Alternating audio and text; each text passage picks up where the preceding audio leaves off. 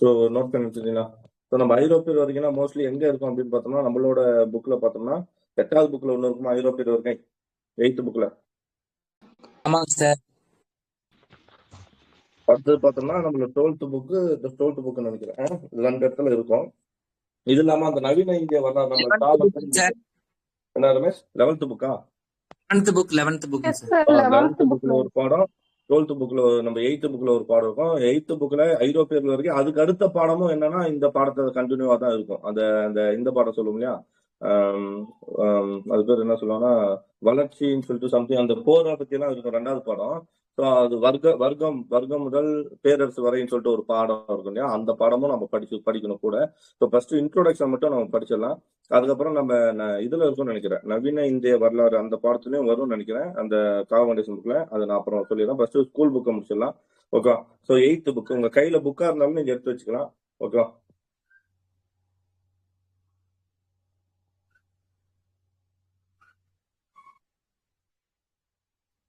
Okay. ஐரோப்பியர்கள் வருகை 18ஆம் மற்றும் 19ஆம் நூற்றாண்டில் இந்தியாவிற்கு வருகை புரிந்த பல வெளிநாட்டு பயணிகள். அதாவது 18ஆம் நூற்றாண்டு என்ன சொல்லலாம், 1700. ஓகேங்களா. 19ஆம் நூற்றாண்டு என்ன சொல்லலாம், 1800. ஸோ இந்த சமயத்துல இந்தியாவிற்கு வருகை புரிந்த பல வெளிநாட்டு பயணிகள், வர்த்தகர்கள், சமய பரப்பாளர்கள் மற்றும் பொதுப்பணி ஊழியர்கள் நாட்டின் பல்வேறு பகுதியில் தங்கள் பெற்ற அனுபவங்களையும் உணர்வுகளையும் விட்டு சென்றார்கள். நவீன கால வரலாற்று நிகழ்வுகளை அறிய சர்வதேச, தேசிய மற்றும் வட்டார அளவில் நமக்கு இதெல்லாம் இந்த நோட்ஸ் எல்லாம் எப்படி நமக்கு கிடைச்சுன்னா, இந்த மாதிரி பல வெளிநாட்டு பயணிகள் வந்தாங்க, அவங்க குறிப்புகள் எழுதுனாங்க. அது மூலியமா தான் என்ன பண்றோம்னா ஏன்னா அந்த காலத்துல 1800 யாரும் எடுத்து எழுதிருக்க முடியாதுல்ல. ஸோ அப்ப இந்த டீட்டெயில்ஸ் அவங்க முன்னே எடுத்திருக்கோம், அவ்வளவுதான். ஸோ தேவையில்லாது.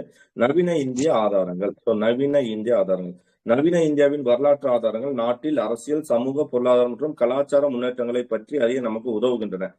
நான் சொல்ற டேட்டா மட்டும் எழுதினா போதும், சும்மா இதெல்லாம் இருக்கிறது தான். தொடக்க காலத்திலிருந்தே போர்ச்சுகீசர், நம்ம இந்தியாவுக்கு ஃபர்ஸ்ட் வந்தது யாருன்னா போர்ச்சுகீசியர்களா, அப்புறம் டச்சுக்காரர்கள், பிரெஞ்சுக்காரர்கள், டேனியர்கள் மற்றும் ஆங்கிலேயர்கள் தங்களுடைய அலுவலக செயல்பாடுகளை தங்களது அரசாங்க பதிவேடுகளில் பதிவு அவங்க என்ன பண்றாங்க, தங்களோட அலுவல் பதிவுகள் பதிவேடு ஒரு டைரி மாதிரி எழுதியிருக்காங்க. சோ அதை வச்சுதான் நம்ம என்ன பண்ண போறோம் அப்படின்னு பார்த்தோம்னா, இந்த விஷயங்கள்லாம் ஆங்கிலேயர் ஒருத்தர் வந்தாங்க, இந்த போர் இந்த சமயத்தில் நடந்துச்சு அப்படிங்கிற டேட்டாவை நம்ம எடுத்திருக்கோம். லிஸ்பன், கோவா, பாண்டிச்சேரி மற்றும் சென்னை ஆகிய இடங்களில் உள்ள ஆவண காப்பகம் நம்ம பார்த்தோம்ல. லிஸ்பன் எங்கேயாவது கேள்விப்பட்ட மாதிரி இருக்கா தமிழ் புக்ல? லிஸ்பன் போர்ச்சுகலோட தலைநகர் என்ன? போர்ச்சுகலோட தலைநகர் லிஸ்பனா. அப்புறம் கோவா, பாண்டிச்சேரி மற்றும் சென்னை ஆகிய இடங்களில் உள்ள ஆவண காப்பகங்கள் விலை மதிப்பற்ற வரலாற்று தகவல்களின் பெட்டகமாகும். ஓகேவா. எது? லிஸ்பன், கோவா, பாண்டிச்சேரி. லிஸ்பன் வந்தா போர்ச்சுகல், கோவா போர்ச்சுகல், பாண்டிச்சேரி பிரெஞ்சுக்காரர் மற்றும் சென்னை ஆகிய இடங்களில் உள்ள ஆவண காப்பகங்கள் விலை மதிப்பற்ற வரலாற்று தகவல்களின் பெட்டகமாகும். ஓகே. ஸோ நம்ம என்னென்ன பண்ணலாம், அந்த வகைகள் சான்று நம்ம எப்படி அறிஞ்சுக்கிறோம் அப்படின்றதுக்கான எழுதப்பட்ட ஆதாரம். அச்சு இயந்திரம் கண்டுபிடிப்புகள். எப்ப அச்சு இயந்திரம் அச்சு இயந்திரம் எப்ப பார்ப்போம்? 1453 வந்துருக்குமா? 1453 நினைக்கிறேன். ஆமா, 1453 ஒரு பேரு குட்டன்பர்க்கா என்ன சம்திங், ஒரு ஜேம்ஸ் குட்டன்பர்க்கா, ரொம்ப நாள் ஆச்சு. ஜேம்ஸ் குட்டன்பர்க் வருமா? வாய்ஸ் கேட்கலையா? ஜெர்மன் குட்டன்பர்க் கேக்குதுங்க. சீகன் பால்க்கு தாங்க சார், தரங்கம்பாடி. அது 1709. தமிழ்நாட்டுக்கு இதை கொண்டு வந்ததுதான் இது. 1453 என்ன பேரு, ஜேம்ஸ் குட்டன்பர்க்கா சம்திங் வரும். ஜெர்மன் குட்டன்பர்க்கா நோட் பண்ணிங்க. 1453 உலக அளவுல கண்டுபிடிச்சது. அதுக்கப்புறம் இந்தியாவில கூட 1502, நம்ம 1553 கூட கொண்டு வந்துருவாங்க. கோவாவில பார்த்தோம்னா 1578 முதல்ல ஒரு தமிழ் புக் அச்சிருப்பாங்க, ஞாபகம் இருக்கா? தம்பிரான் வணக்கம். ஏன்னா 1578 இந்தியா கோவாக்கு வந்துருச்சு. நம்ம என்ன பண்றோம் அப்படின்னு பார்த்தோம்னா, தமிழ்நாட்டுக்கு வந்ததான் எப்போ 1709 சீகன் பால் கொண்டவரும் முதல்ல அச்சு இயந்திரத்தை தரங்கம்படியில அறிமுகப்படுத்துறாரு. ஓகேவா. ஸோ அப்ப அச்சு இயந்திரம் கண்டுபிடிப்பு இருக்கு, இதை வேணா எழுதிங்க. 1809 சீகன் பால்கு தரங்கம்பாடி, 1578 தம்பிரான் வணக்கம் பின்னாடி இருக்கும், பார்த்துக்கலாம். ஓகேவா. ஸோ இதன் விளைவாக அப்போ அந்த அச்சு இயந்திரம் கண்டுபிடிச்சனாலதான் நமக்கு என்னன்னா பல நூல்கள் அச்சிடப்பட்டு வெளியிடப்பட்டன. இதன் விளைவாக கலை, இலக்கியம், வரலாறு, அறிவியல் போன்ற துறைகளை பற்றி மக்கள் எளிதாக அறிய முடிந்தது. இந்தியாவின் ஏராளமான செல்வத்தை பற்றி யார் எழுதுறா, இதை நோட் பண்ணுங்க. அப்போ இந்த ஃபர்ஸ்ட் பாயிண்ட் எழுதப்பட்ட ஆதாரம் டைட்டில் போட்டுட்டு அதுல இந்தியாவின் ஏராளமான செல்வத்தை பற்றி நீங்க ஷார்ட்டா எழுதிக்கலாம், இந்தியாவோட செல்வம். ஓகேங்களா. இந்தியாவின் செல்வம் அப்படின்னு போட்டு ஒரு அம்புகுறி போட்டு யார் எழுதலாம், மார்க்கோ போலோ அப்படின்னு நோட்ஸ் எழுதலாம். மார்க்கோ போலோ மற்றும் சில வெளிநாட்டு பயணிகள். நம்ம மார்க்கோ போலோ பிளஸ் அப்படின்னு போட்டுங்க, சில பேர் வெளிநாட்டு பயணிகள், அது யாராவது. ஓகேங்களா. சோ இந்தியாவின் ஏராளமான செல்வத்தை பற்றி சொன்னது யாரு? மார்க்கோ போலோ மற்றும் சில வெளிநாட்டு பயணிகள். Okay, next.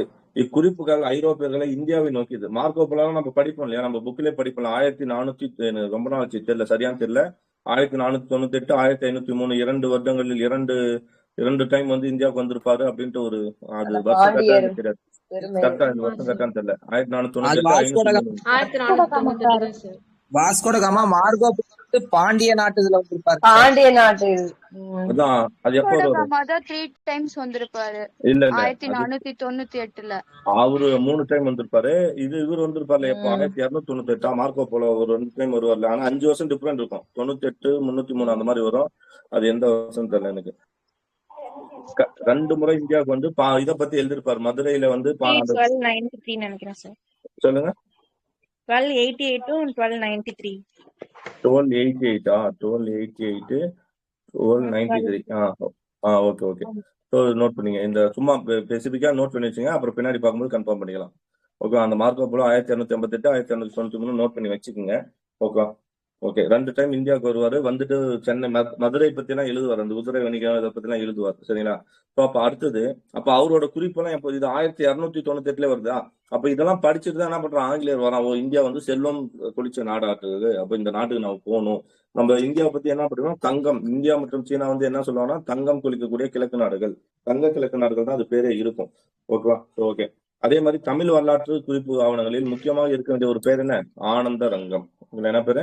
ஆனந்த ரங்கம். ரொம்ப இம்பார்ட்டன்டான ஒரு பர்சன்.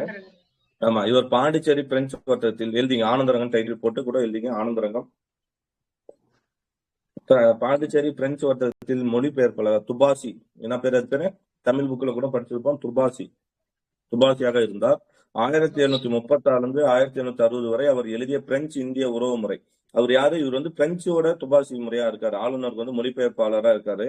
எப்போ? 1736 1760 வரை அவர் எழுதிய பிரெஞ்சு இந்திய உறவு முறை. அப்ப இவர் எழுதிய நூல் என்ன? பிரெஞ்சு இந்திய உறவு முறை பற்றிய அன்றாட அந்த டைரி மாதிரி அன்றாட நூலின் குறிப்புகள் அக்காலத்தை பற்றி அறிய உதவும் ஒரே எழுதப்பட்ட சமய சார்பற்ற மதிப்பு மிக்க பதிவாக நமக்கு கிடைக்கலாம். ஏன்னா நம்ம இந்தியா வந்து எழுதின ஒரே ஆளு இவர் மட்டும் தான், ஆனந்தரங்கன் தான். அதுவும் யாருன்னா பாண்டிச்சேரி எழுதும்போது பிரெஞ்சோட இதை எழுதும்போது ஆங்கிலேயர் பத்தி எல்லாம் பதிவு செஞ்சிருக்காரு. அவரது குறிப்புகள் அரசியல் தீர்வுகளை வெளிப்படையாக விளக்கம் வரலாற்று ஆதாரமாக உள்ளன. எழுதப்பட்ட ஆதாரங்கள் என்பவை. அதுக்கப்புறம் இதெல்லாம் இல்லாம வேற என்ன? இலக்கியங்கள், பயண குறிப்புகள், நாட்குறிப்புகள், சுயசரிதை, துண்டு பிரசனங்கள், அரசாங்க ஆவணங்கள் மற்றும் கையெழுத்து பணிகள் ஆகியவற்றை உள்ளடக்கியது. இதெல்லாம் எழுதப்பட்டதுன்னு சொல்றாங்க. இந்திய உறவுமுறை, பிரெஞ்சு இந்திய உறவுமுறை பத்தி எழுந்தது யாரு? ஆனந்தரங்கன். எந்த வருஷம் எந்த வருஷம் வரையும்? 1736 1760. அதுதான் டேட்டா. நீங்க எழுத வேண்டியது அதுதான். ஆனந்தரங்கன் அவர் பாண்டிச்சேரி, இவர் பாண்டிச்சேரி பிரெஞ்சு வர்த்தகத்துல ஒரு துபாசி. 1736 1760. ஓகேங்களா? சோ அப்புறம் வந்து அவ்வளவுதான், வேற ஒன்றும் பெருசா இல்ல இதுல. Okay okay. நெக்ஸ்ட் ஆவண காப்பகம். ஓகேங்களா? வரலாற்று ஆவணங்கள் பாதுகாக்க மட்டும் தான் ஆவண காப்பகம். அதெல்லாம் வரலாற்று ஆவணம் எல்லாம் பாதுகாக்கிறது ஆவண காப்பகம். இந்திய தேசிய ஆவணம் நோட் பண்ணுங்க. இந்திய தேசிய எழுதிங்க. இந்திய தேசிய ஆவண காப்பகம் NAI எங்க இருக்கு? புதுடெல்லி. ஓகே. இந்திய தேசிய ஆவண காப்பகம் NAI. ஓகேங்களா? எங்க இருக்குன்னா புதுடெல்லி. இது இந்திய அரசின் ஆவணங்களை பாதுகாப்பும் முதன்மை காப்பகம். ஏன்னா இருக்கிறதுல 8 அதுதான். ஓகே. நெக்ஸ்ட் என்ன சொல்றாங்க அப்படின்னு பார்த்தோம்னா இது கடந்த கால. ஓகே, ஒரு நிமிஷம்.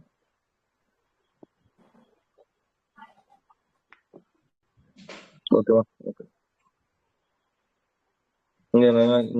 இது இந்திய அரசின் ஆவணங்களை பாதுகாக்கும் முதன்மை காப்பகமாகும். ஓகேங்களா? இது இந்திய அரசின் ஆவணங்களை பாதுகாக்கும் முதன்மை காப்பகம். இது கடந்த கால நிர்வாக முறைகளை புரிந்து கொள்வதற்கான அனைத்து தகவலுடன் தற்கால மற்றும் எதிர்கால தலைமுறைக்கு ஒரு வழிகாட்டி. சும்மா அதுல இருக்கிற டேட்டா நமக்கு வந்து பண்டைய காலத்தை பத்தி புரிஞ்சது ஈஸியா இருக்குன்றாங்க. இந்தியாவின் அரசியல், சமூக, பொருளாதார, கலாச்சாரம் மற்றும் அறிவியல் ரீதியான வாழ்க்கை மற்றும் மக்கள் நடவடிக்கை குறித்து தெரிந்து கொள்வதற்கான உண்மையான சான்றுகள் இதில் அடங்கியுள்ள பண்டைய மக்களோட பொருளாதார வாழ்வு, அரசியல், சமூக, கலாச்சாரம், அதை பத்தி நம்ம இது மூலியமா தெரிஞ்சுக்கலாம்ன்றாங்க. அவ்வளவுதான். ஓகே, பெருசா இல்ல. அடுத்தது தமிழ்நாடு ஆவண காப்பகம். இது இங்க இருக்கா? சரி, இது எழுதிங்க. இது கண்டிப்பா தேவைப்படும். George William forest. என்ன பேர் அவர் பேரு? George William forest. இந்திய தேசிய ஆவண காப்பகத்தின் தந்தை. நம்ம ஆல்ரெடி பார்த்துப்போம். இந்திய தொழில் துறையின் தந்தை அல்லது இந்திய தொழில் துறையை உருவாக்கியவர் யாருன்னா 1861.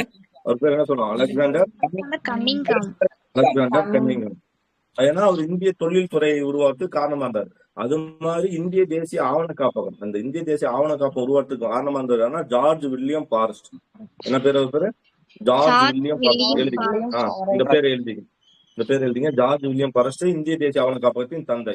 ஓகேங்களா. ஆலன் விக்டன் ஹியூம் யாருன்னா சொல்லுவோம், இந்திய தேசிய இயக்கத்தின் தந்தைன்னு சொல்ல முடியாது. ஐஎன்எம்மோட தந்தையாரு ஏஓ விக்டர் ஹியூம் சொல்ல முடியாது. அது மாதிரி ஏஓ ஹியூம் அது மாதிரி இவர் வந்து ஜார்ஜ் வில்லியம் ஃபாரஸ்ட் வந்து இந்திய தேசிய ஆவணத்தின் தந்தை. ஓகே, ஃபாரஸ்ட் இந்திய தேசிய ஆவண காப்பகம் பாத்துங்க. ஓகேங்களா.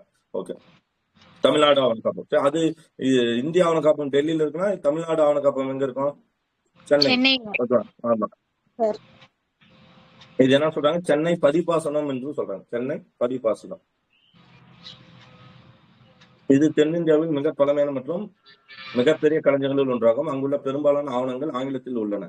எல்லா ஆவணம் மோஸ்ட்லி எல்லாம் ஆங்கிலத்தில் உள்ளன. மேலும் அங்க டச்சு, டேனிஷ், பாரசீக, மராத்திய நிர்வாக பதிவுகளின் தொகுப்புகள் பிரெஞ்சு, போர்ச்சுகீசிய, தமிழ், உருது போன்ற மொழிகளில் உள்ளன. டச்சு, டேனிஷ், பாரசீகம், மராத்திய அந்த பதிவுகள் எதுனா பிரெஞ்சு மொழியிலும், போர்ச்சுகீசிய மொழியிலும், தமிழ், உருது போன்ற மொழிகளிலும் உள்ளன என்றார்.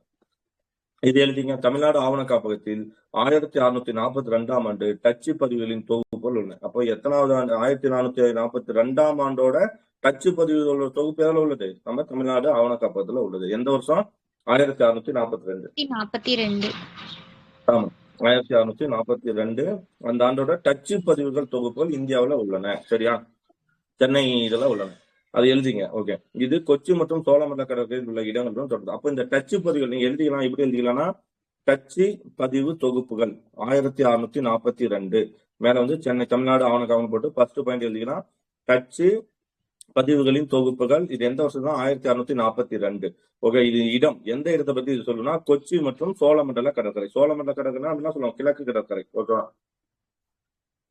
இந்த பதிவுகள் 1657 டு 1845 காலப்பகுதியை உள்ளடக்கியது. இது அதே இது வந்து 1442ஆம் ஆண்டு டச்சு பதிவு தொகுப்புன்னு சொல்லியிருக்காங்க.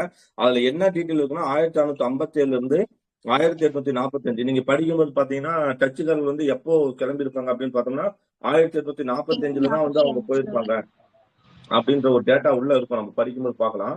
ஸோ நோட் பண்ணீங்க. அப்போ டச் வந்து இப்போ 1645 இருந்து 1657 இருந்து 1845 வரை அவங்களோட நடவடிக்கைகள் இங்க இருக்கு.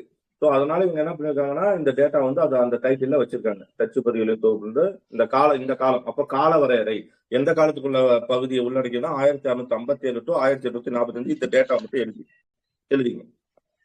அடுத்து டேனிஷ் பதிவுகள் டைட்டில் போட்டுங்க. டேனிஷ் பதிவுகள் எழுதிட்டீங்களா?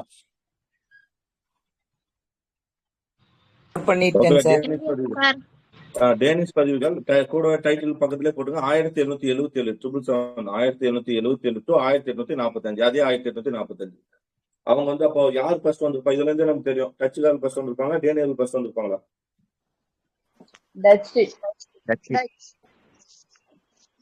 ஓகேவா?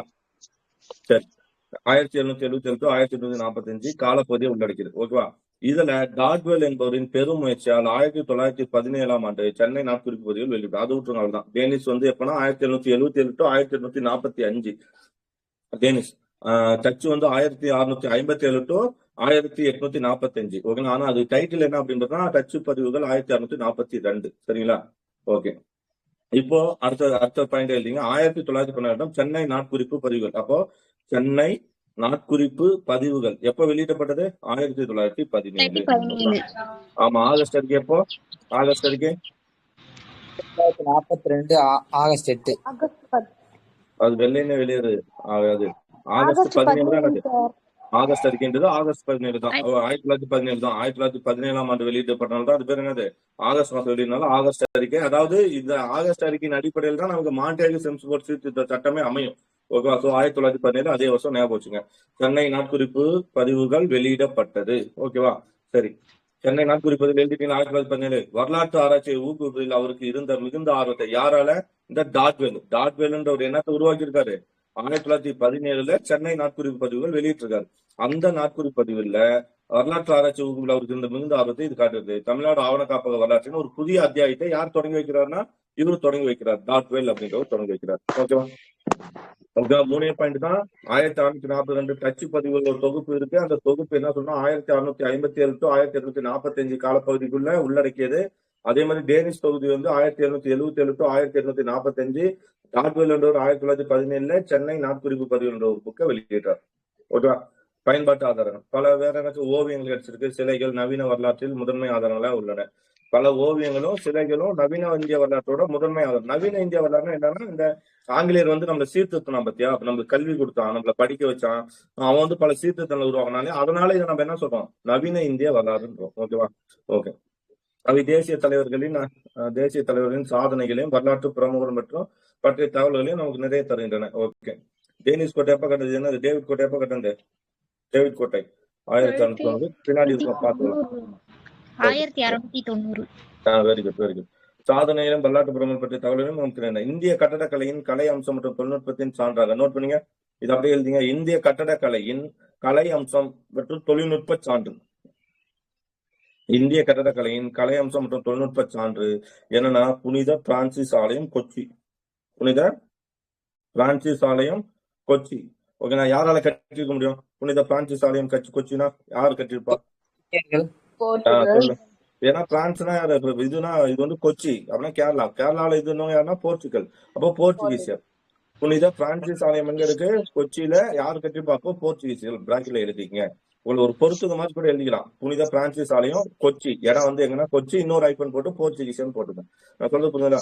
இந்த பக்கம் கோயில் பேர் அந்த கோட்டை பேர் எழுதிங்க. புனித பிரான்சிஸ் ஆலயம் ஒரு ஐபன் போட்டு அது எங்க? கொச்சி. பிராக்கெட்ல என்ன பண்ணா போர்ச்சுகீசியர் அப்படின்னு போட்டு ஒரு பொறுத்துக்கு மாதிரி எழுதிங்க.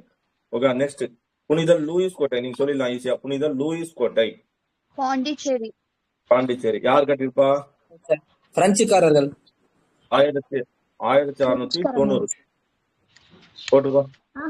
டேவிட் கோட்டை தான் 1690. இது என்ன கோட்டை? புனித லூயிஸ் கோட்டையா? சாரி, புனித லூயிஸ் கோட்டை பாண்டிச்சேரி. சாரி, புனித லூயிஸ் கோட்டை பாண்டிச்சேரி. பாண்டிச்சேரினா யார் வந்துடும்? அதே மாதிரி எழுதிக்கோ. புனித லூயிஸ் கோட்டை. ஓகேவா? இந்த பக்கம் பாண்டிச்சேரி போட்டுங்க. பாண்டிச்சேரி. பாண்டிச்சேரினா யாரா இருக்கும்? யார் கட்டிருப்பா? பிரெஞ்சுக்காரர். பிரெஞ்சு. அவ்வளவுதான். புனித லூயிஸ் கோட்டை பாண்டிச்சேரி பிரெஞ்சு. ஓகேவா? நெக்ஸ்ட் புனித ஜார்ஜ் கோட்டை. அடுத்து மூணாவது புனித ஜார்ஜ் கோட்டை. எல்லாருக்குமே தெரியும்.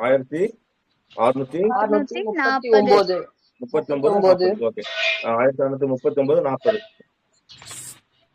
ஓகே. 39 40 கூட போட்டுக்கோ. ஒன்றும் தப்பு இல்லை.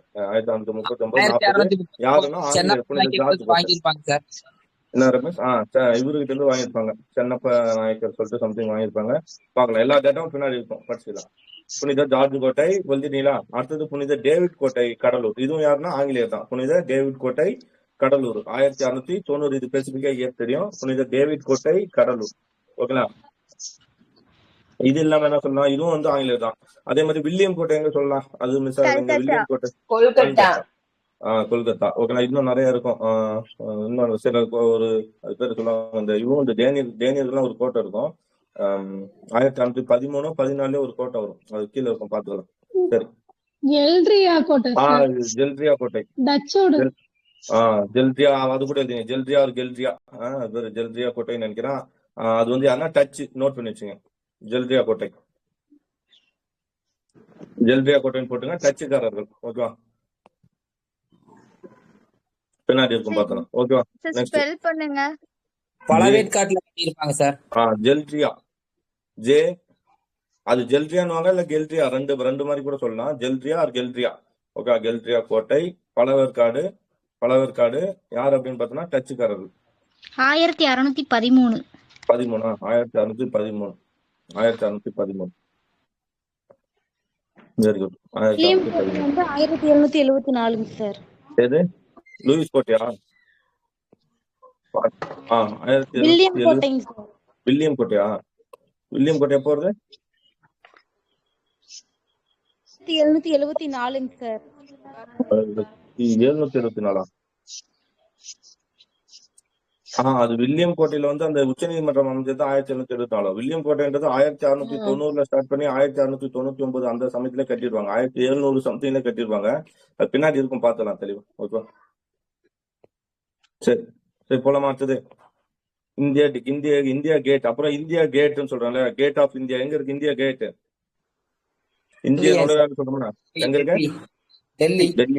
டெல்லியா? ஓகே. அது வந்து டெல்லி பாராளுமன்றம். ஓகேங்களா? டெல்லி பாராளுமன்றம், குடியரசுத் தலைவர் மாளிகை ஆகியன இதெல்லாம் என்னது? வரலாற்று சிறப்புமிக்க இவங்களோட கட்டிடங்கள். ஓகேங்களா? கலை கட்டிடத்தை பத்தி சொல்றாங்க. ஆங்கிலேயர் காலத்துல கட்டப்பட்டது. அவரோட சமய கலாச்சார வரலாற்று பத்தி மிக்க பொருட்கள் மூலங்கள் சேகரிக்கப்பட்டு அவை அருங்காட்சியகத்தில் பாதுகாப்படுகின்றன. இந்த அருங்காட்சியகம் நமது கலாச்சாரத்தை பாதுகாத்து மேம்படுத்த உதவுகின்றன. டெல்லியில் உள்ள நோட் பண்ணீங்க. டெல்லியில் உள்ள மிகப்பெரிய அருங்காட்சியகம் இந்தியாவின் மிகப்பெரிய தேசிய அருங்காட்சியகம். அப்போ நம்ம ஆல்ரெடி பார்த்தோம்ல, இந்தியாவோட தேசிய அருங்காட்சியகம் எங்க இருக்கு? டெல்லின்னு பார்த்தோம் இல்லையா? டெல்லி. அது எப்போ உருவானா 1949. 1949 இந்தியாவோட மிகப்பெரிய தேசிய அருங்காட்சியகம் எதுனா டெல்லியில இருக்குது. அது எப்போ என்ன பார்த்தோம்னா 1949. 1949. ஓகேவா? இதுல குரூப்போட இருக்கீங்க தானே குரு? ஏன்னா அவங்களுக்கும் யூஸ் ஆகும் இது. இதுதான் நோட் பண்ணீங்க. Okay, next. நிர்வாக வரலாற்றை ஒரு சிறந்த ஆதாரமாக நாணயங்கள் திகழ்கின்றன. நவீன இந்தியாவின் முதல் நாணயம், இது நோட் பண்ணீங்க. நவீன இந்தியாவின் முதல் நாணயம் கிபி 1862 ஆண்டில் ஆங்கிலேய ஆட்சியில் வெளியிட்டு. அப்போ இந்தியாவோட நவீன இந்தியாவோட முதல் நாணயம், நவீன இந்தியாவோட முதல் நாணயம் எப்போ வந்தது? 1862, கிபி 1862. ஓகேங்களா? இந்தியாவின் முதல் நாணயம் நோட் பண்ணி வச்சுங்க.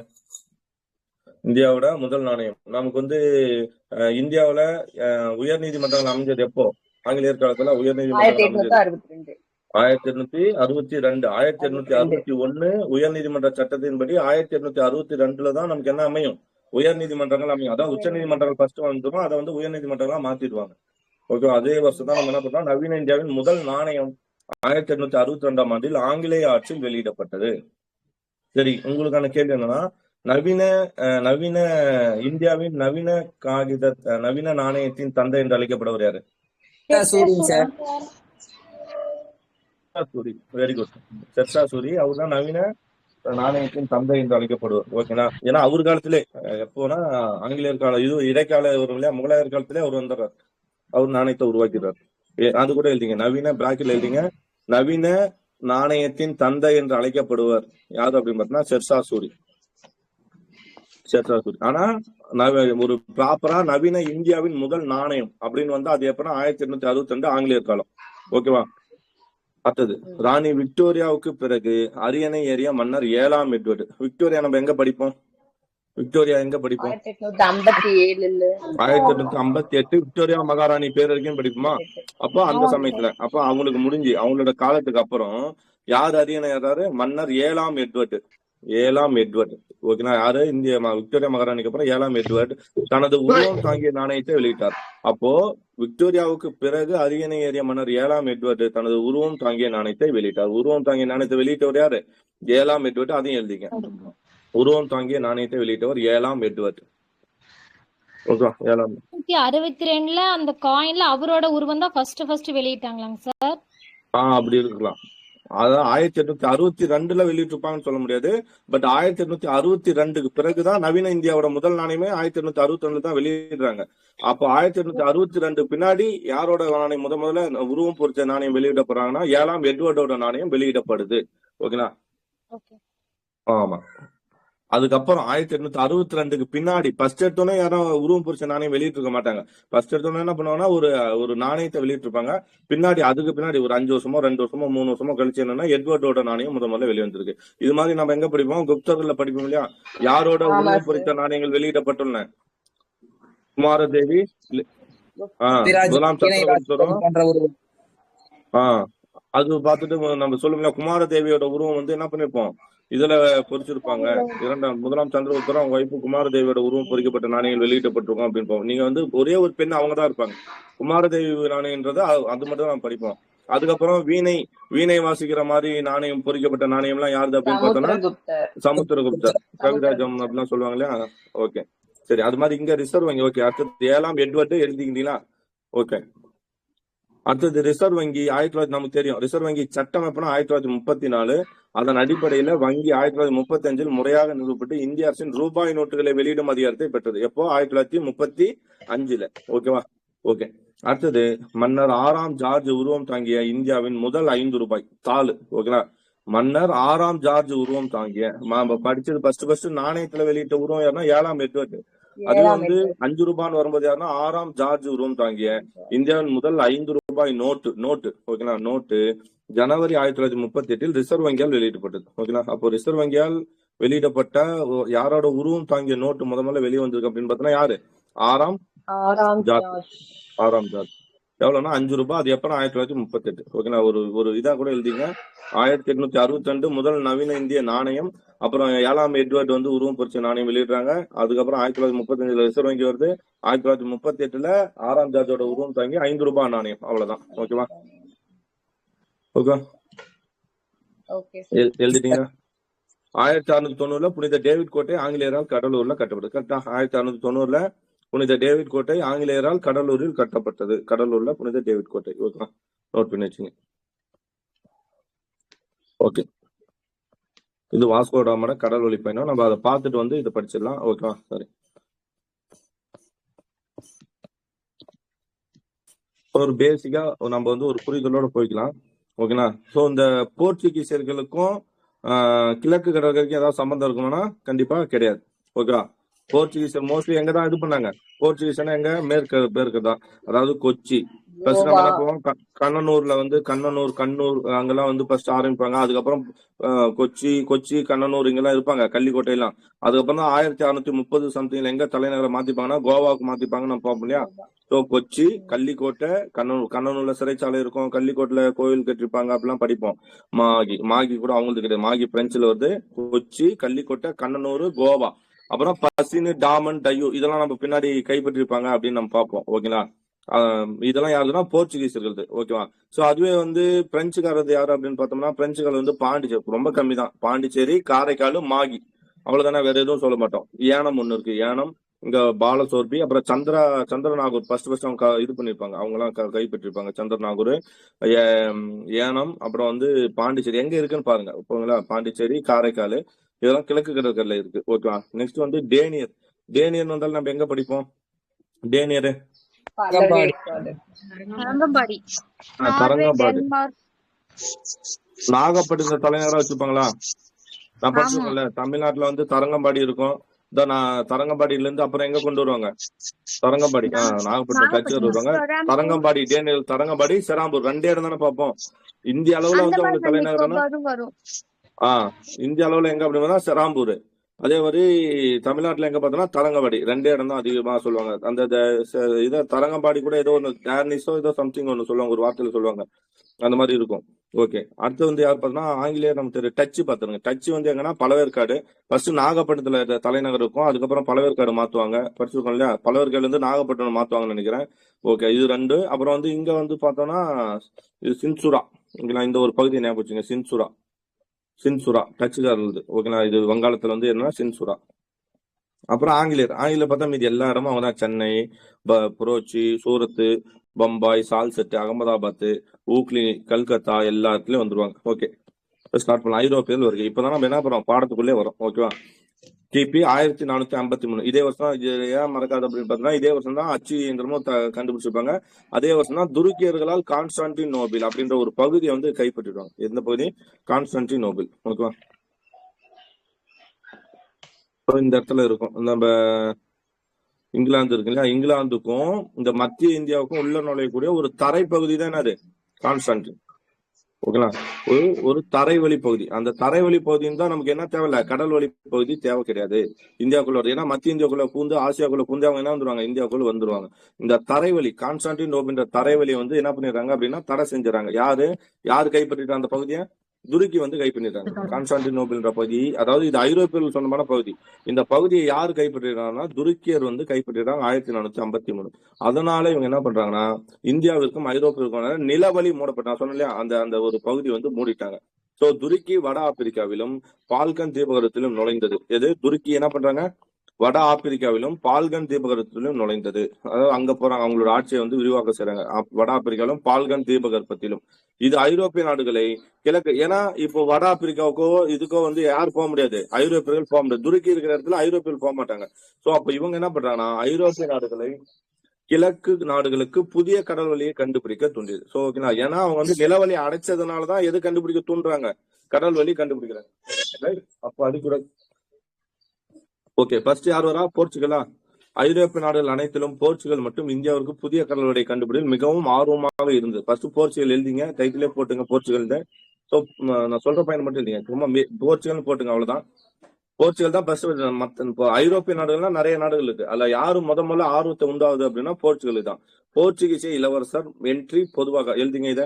என்ட்ரி, அவர் பேர் என்ன சொல்றோம், மாலுமி என்ட்ரி. ஓகேங்களா, என்ட்ரி மாலுமி என்ட்ரி. அவர் வந்து ஒரு இளவரசர். அவர் வந்து கடல்வழி பயணத்துல அதிகமா முக்கியத்துவம் இருந்தால அவருக்கு என்ன சொல்றோம், ஆர்வம்னால அவர் என்ன சொல்றோம், மாலுமி என்ட்ரி.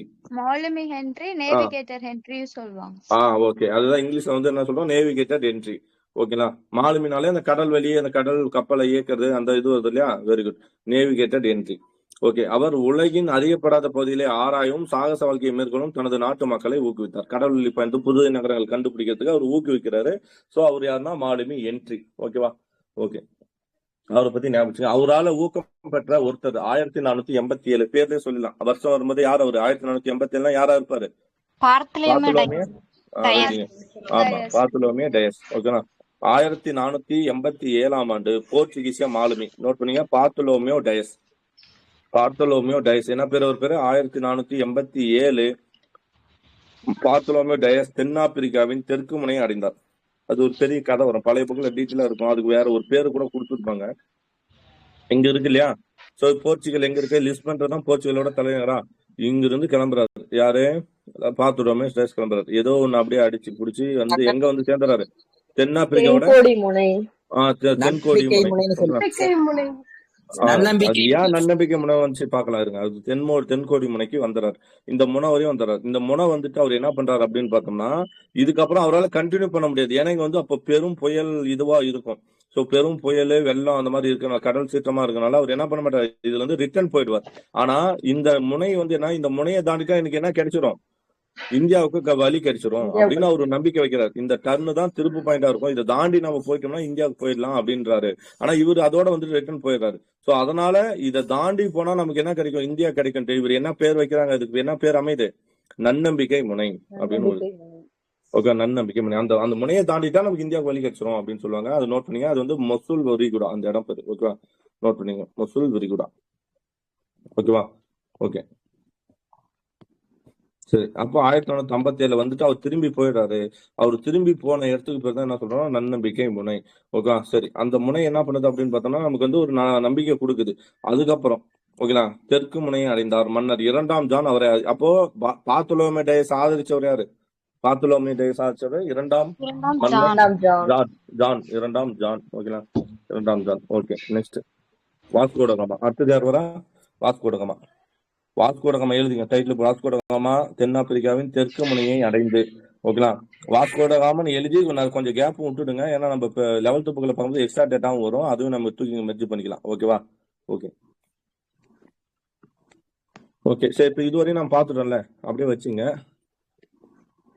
பார்த்தலோமே டயஸ் பத்தி வேற ஏதாவது எக்ஸ்ட்ரா பாயிண்ட் இருந்தா பார்க்கலாம்.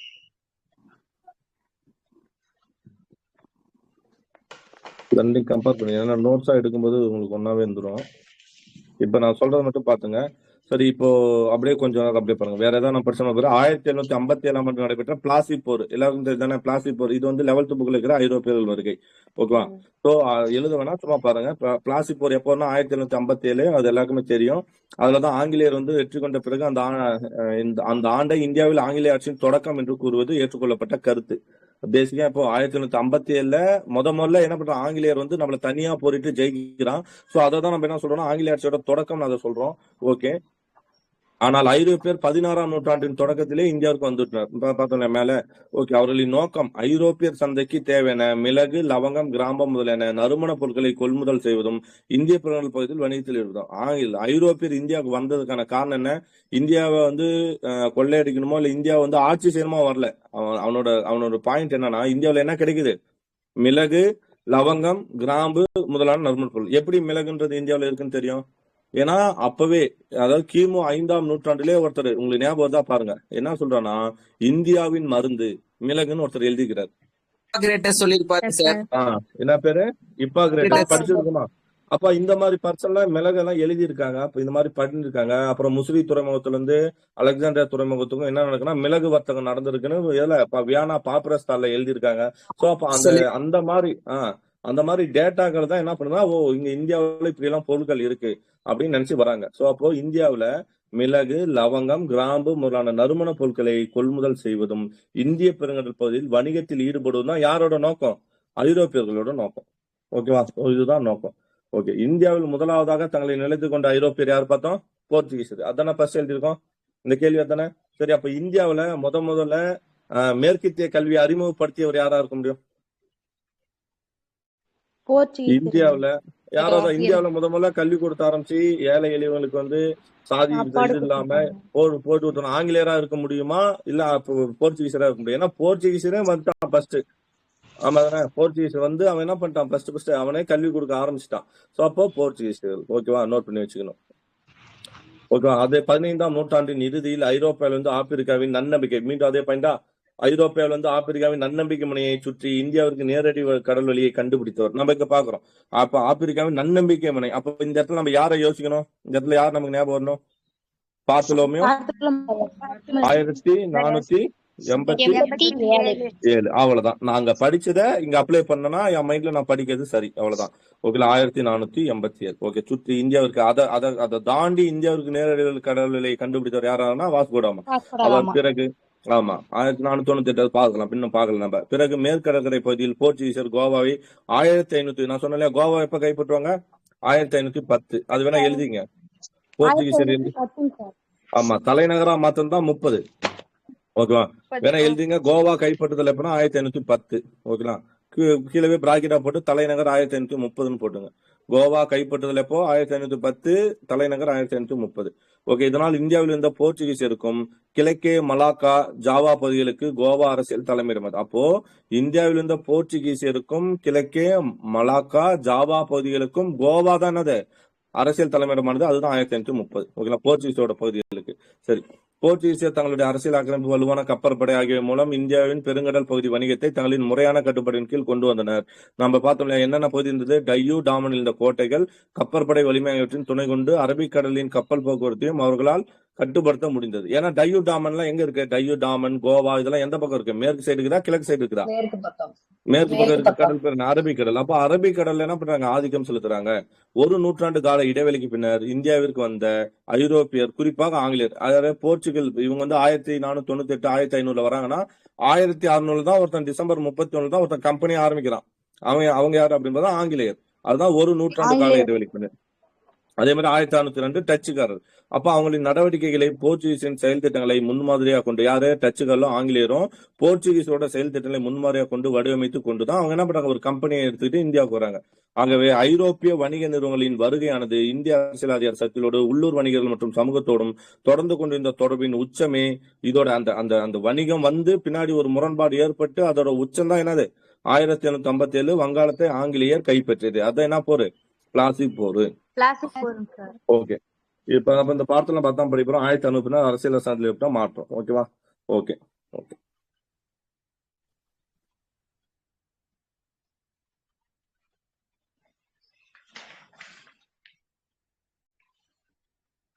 ஓகே ஐரோப்பியர் வருகை. ஓகேவா? நன்கு நிறுவப்பட்ட முறைப்படுத்தப்பட்ட இவ்வணிகத்திற்கு வெளியே இருந்த முதல் அதிர்ச்சி என்பது போர்ச்சுகீசிலிருந்து தொடங்கிய ஐரோப்பியன் வருகை. சோ நமக்கு என்ன பண்ணிட்டாங்க? நன்கு நிறுவப்பட்ட, யாருல நன்கு நிறுவப்பட்டா நம்ம முகலாயர் காலத்திலே ஒரு அளவு பேஸ் ஆயிடுச்சு இந்தியா. சோ அதுக்கப்புறம் யார் வரா அப்படின்னா போர்ச்சுகீஸ் வராங்க. அதுல போர்ச்சுகீசில இருந்து நமக்கு என்னன்னா ஒரு அதிர்ச்சி தொடங்குது. ஐரோப்பியருக்கு தேவையான நறுமண பொருள் அங்கேயே அந்த பையன் தானே பார்த்தோம். எதுக்காக வந்தான் இந்தியாவுக்கு? எதுக்காக வந்தான்? நறுமண பொருட்கள் தான். அது நறுமண பொருள் நேரடியாக பெறுவது என்பது ஐரோப்பியரின் முதன்மை நோக்கம். நோட் பண்ணி வச்சுக்கணும். போர் செய்யறதோ, செல்வத்தை சுரண்டதோ, இல்ல என்னது நாடை கைப்பற்றதோ கிடையாது. எது முக்கியமான பாயிண்ட் அப்படின்னு பார்த்தோம்னா நறுமண பொருட்கள் தான். சரி, ஓகே.